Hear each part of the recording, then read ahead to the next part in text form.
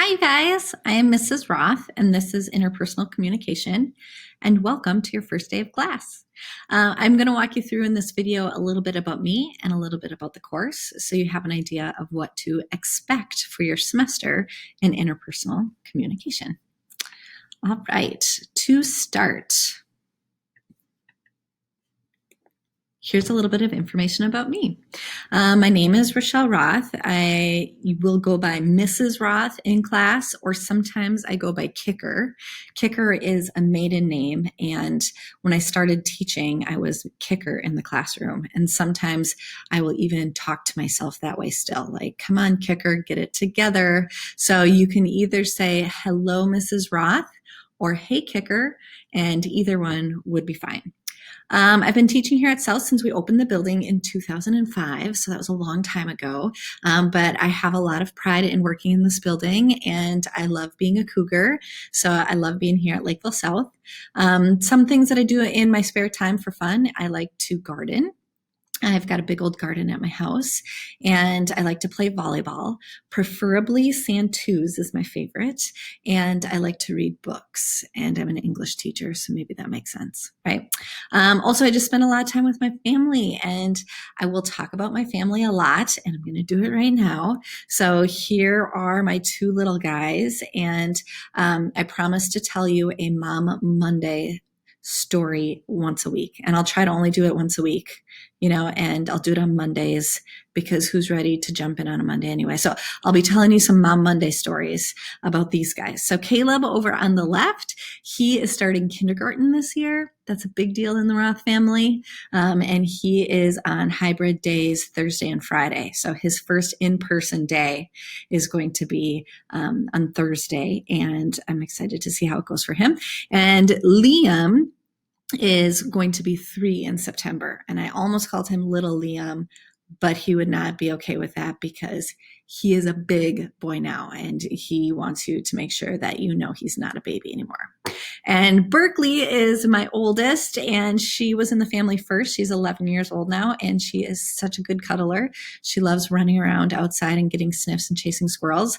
And last spring when I was home doing distance learning, that was one of the highlights, as I got a lot of extra cuddles in with my doggy Berkeley. So that's a little bit about my family, and you'll be hearing about them a little bit this semester, I'm sure. But you are probably wondering about the course. And here's what I can tell you. This course is designed to give you an overview of all things communication. So we have a whole bunch of different communication skills, and we're going to kind of go over all of them a week or 2 weeks at a time. The main goal is to make you feel like you know more about communication. You're able to reflect on your own communication, and you're able to get better at communication skills. And all of that is supposed to help you, right? When you go off and live your life outside of the classroom, communication can really be an effective tool to help you achieve your own personal goals. It also counts as a public speaking credit, which is required for graduation. So that's probably why you're in this class, is you either take interpersonal communication, or if you decide this is not the class for you, your other option is to take public speaking. And then your other option would be to take, you can take 2 full years of AP. If you take AP Language and AP Lit, you would not need a public speaking credit.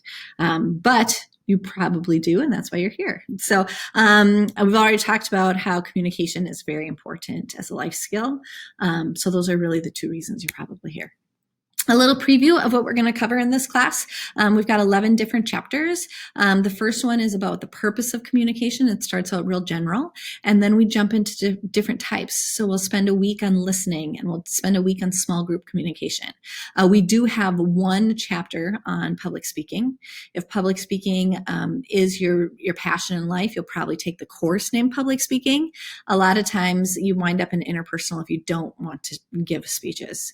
And we will do a little bit of speeches in here, but it's 1 unit versus if you took the public speaking class, you would be giving speeches once a week, a lot more frequently. So we do have one of the units that's public speaking, and that's coming up, and you do need to give a speech to get credit for this course.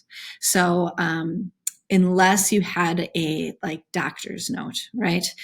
So we'll work with you to overcome your anxiety if you have some. We'll work with your dean, or we'll work with the student support services, but you do need to give a speech in this class. A little information about Schoology, since you probably got to know it a lot last year.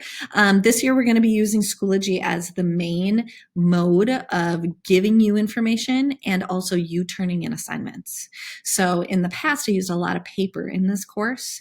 This year, because we don't know exactly what's going on with distance learning, or if we'll have to switch to distance learning, since we have to be flexible, I'm really trying to set up the course to be paperless. So I'm going to expect that you have your new iPad that you got issued by the district with you, and that you're able to use that to access Schoology every day or every weekday for this class. So you log in and you can see what you need to do for Monday, Tuesday, Wednesday, Thursday, Friday. I also think it's handy to have some paper.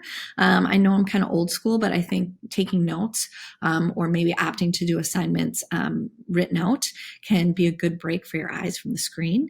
So I would have some notebooks handy. And also just so you know, I have the expectation that in class, in learning time, you don't want to have other devices out. So you should have your iPad with you. It should be charged and ready to go, but you don't want to have out your phone, or you don't want to have out other devices that can be distracting. And headphones are also a good idea. If you have some earbuds or headphones, that's great. Bring them with you to class. If you don't, try to get a pair.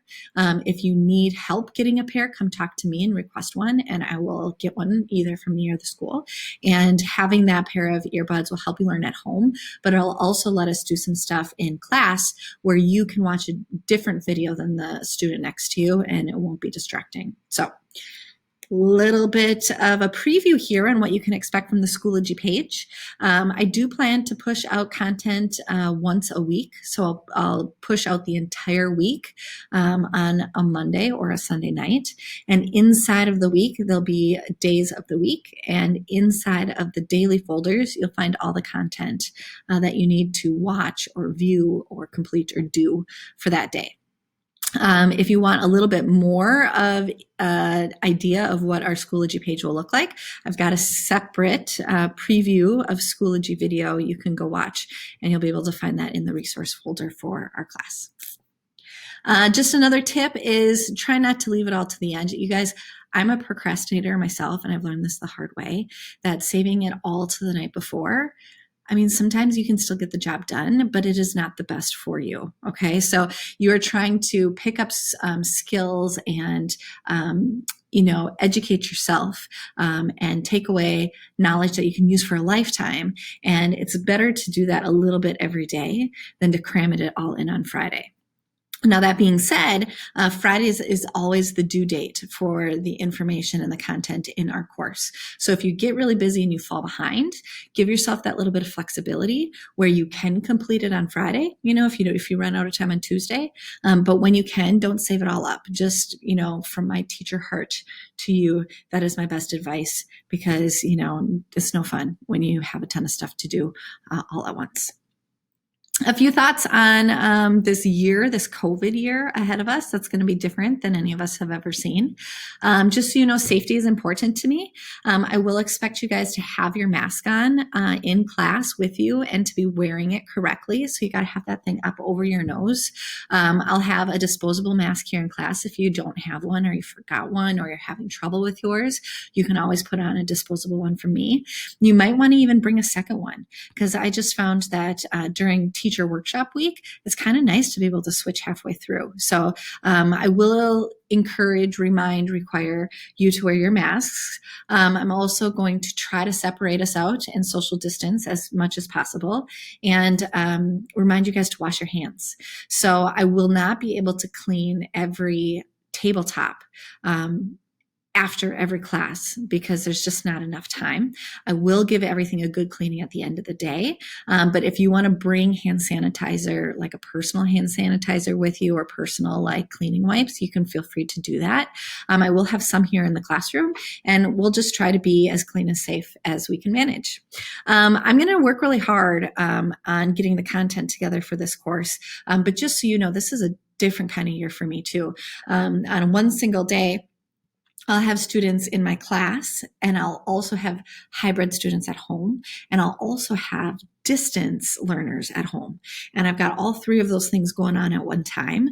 So I might not be able to be super speedy with answering your emails, or I might not, I might get like behind or bogged down.